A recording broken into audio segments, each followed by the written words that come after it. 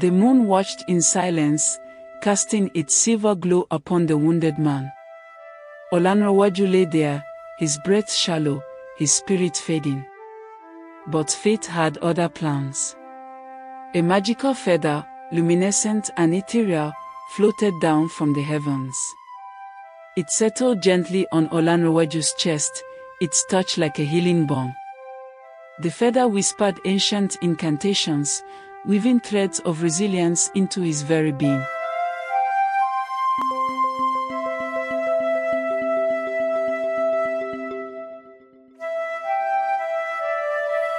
Once upon a time, in a land where the boundaries between tribes were as rigid as the ancient baobab trees, there lived a man named Olanrewaju. He was a Yoruba man, with eyes that held the warmth of the sun and a heart that beat to the rhythm of the drums. Olanrewaju was a dreamer, and his dreams often led him beyond the confines of his village. One fateful day, as the sun dipped below the horizon, Olanrewaju's path crossed with that of Chidera, an Igbo girl. Her laughter was like the tinkling of raindrops on leaves, and her eyes sparkled with mischief. Olanrewaju fell in love instantly, and the feeling was mutual. But love, as they say, is a complicated dance, one that requires perfect timing and the right tune. Chidera's parents, staunch traditionalists, disapproved of their union. They believed that love should be confined within tribal boundaries, like rivers flowing within their banks. Olanrewaju's Yoruba roots clashed with Chidera's Igbo heritage, and their love became a forbidden melody. Undeterred, Olanrewaju and Chidera continued to meet secretly under the ancient Iroko tree. Their love blossomed like wildflowers in the rainy season, defying the odds stacked against them. But love, like a fragile feather, can be easily blown away by the winds of fate. Chidera's mother, a formidable woman with eyes as sharp as eagle talons, discovered their secret meetings. She was determined to sever the bond between her daughter and the Yoruba man. One moonless night, she summoned a group of men, silent shadows with clenched fists, to carry out her plan. As the village slept, Olanrewaju was ambushed. The men beat him mercilessly, leaving him bruised and broken. They dragged him far away from the village, deep into the heart of the forest. The moon watched in silence, casting its silver glow upon the wounded man. Olanrewaju lay there, his breath shallow, his spirit fading. But fate had other plans. A magical feather, luminescent and ethereal, floated down from the heavens. It settled gently on Olanrewaju's chest, its touch like a healing balm. The feather whispered ancient incantations, weaving threads of resilience into his very being. And so, Olanrewaju did not die. Instead, he rose from the forest floor, his wounds closing miraculously. The magical feather had granted him strength, endurance, and a purpose to reunite with Chidera and defy the boundaries that sought to tear them apart. Guided by the feather's light, Olanrewaju embarked on a journey. He crossed rivers, climbed mountains, and faced mythical creatures. Along the way, he met wise old sages who shared cryptic riddles and enchanted forests that whispered secrets. Each step brought him closer to Chidera. Finally, after what felt like an eternity, Olanrewaju arrived at the edge of Chidera's village. The moon, now full and radiant, illuminated their reunion. Chidera ran toward him, tears streaming down her face. She embraced him, and the magical feather glowed brighter, sealing their love forever. Chidera's mother, witnessing this miraculous reunion, softened her heart. She realized that love transcended tribal boundaries, that it was a force more powerful than any tradition. And so, Olanrewaju and Chidera were married under the same ancient Iroko tree where their love had first bloomed. Chidera's determination knew no bounds.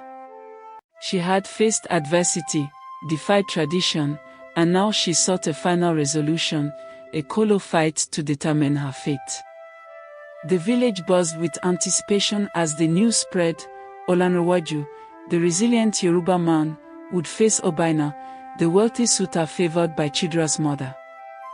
The kolo fight was an ancient tradition, a test of strength, courage, and love. The arena was a circular clearing in the heart of the village, surrounded by curious onlookers.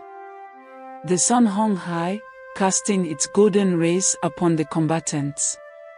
Olanrewaju stepped into the circle, his eyes unwavering. His scars told stories of battles fought in the forest, the same forest where he had encountered the cat-headed creature. The villagers whispered, "He's the one who survived the impossible." Obaina, on the other hand, exuded confidence. His tailored robes and bejeweled fingers spoke of privilege. He had never faced life-threatening challenges. His battles were fought in boardrooms and marketplaces. But love, as they say, levels the playing field. Chidra stood at the edge of the circle, her heart torn between two worlds. She loved Olanrewaju for his resilience and kindness, but Obaina's wealth promised security and comfort. Her mother watched, her eyes like shards of ice. The kolo fight began. Olanrewaju and Obaina circled each other, their eyes locked. The crowd held its breath. Olanrewaju's movements were fluid, like a seasoned warrior. Obaina relied on brute force, swinging his kolo stick with precision. The kolo sticks clashed, a symphony of wood-meeting wood. Olanrewaju's muscles rippled as he parried Obaina's blows.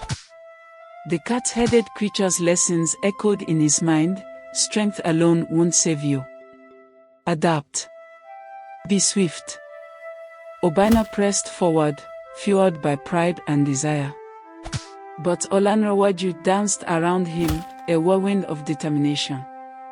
He remembered the creature's tail, the unexpected twist that had caught him off guard. He feigned exhaustion, then spun, sweeping Obaina's legs from under him. Obaina fell, his kolo stick flying. The crowd gasped. Olanrewaju stood over him, breathing heavily but triumphant. Chidra's eyes bore into his, hope and fear warring within her. Enough. Chidra's mother's voice cut through the tension. She stepped forward, her face a mask of conflicting emotions. Olanrewaju, you have proven your mettle. But wealth and lineage matter too. Chidra stepped beside her mother. I choose love, she declared. Olanrewaju has faced the forest, the cat-headed creature, and now Obaina. He fought for us. The crowd erupted in cheers. Chidra's mother's stern expression softened. Very well, she said. May your love be as unyielding as Olanrewaju's spirit. And so, Olanrewaju and Chidra were married under the same Iroko tree where their love had first bloomed. The magical feather, hidden in Chidra's hair, glowed softly, a reminder that love could conquer even the fiercest battles. As for Obaina, he retreated gracefully, realizing that some fights were not meant for him. He found solace in his wealth, but it was a hollow victory. And so, the legacy of Olanrewaju and Chidra continued with a lineage intertwined with magic and destiny. Their son, born under the watchful gaze of the golden feather, grew into a formidable young man. His name was Adewale, which meant crown of honor. From an early age, Adewale displayed extraordinary abilities. His laughter could heal wounds, and his tears could quench fires. The villagers whispered that he was blessed by the spirits, the child of forbidden love and ancient magic. He could command the winds to change direction, summon rain when the crops thirsted, and speak to animals in their own language. The villagers revered him as their protector, their living talisman. They built a shrine beneath the Iroko tree, where Adewale communed with the spirits during moonlit nights. And so, Adewale walked a tightrope between two worlds. He loved the village, its bustling market square and laughter-filled evenings.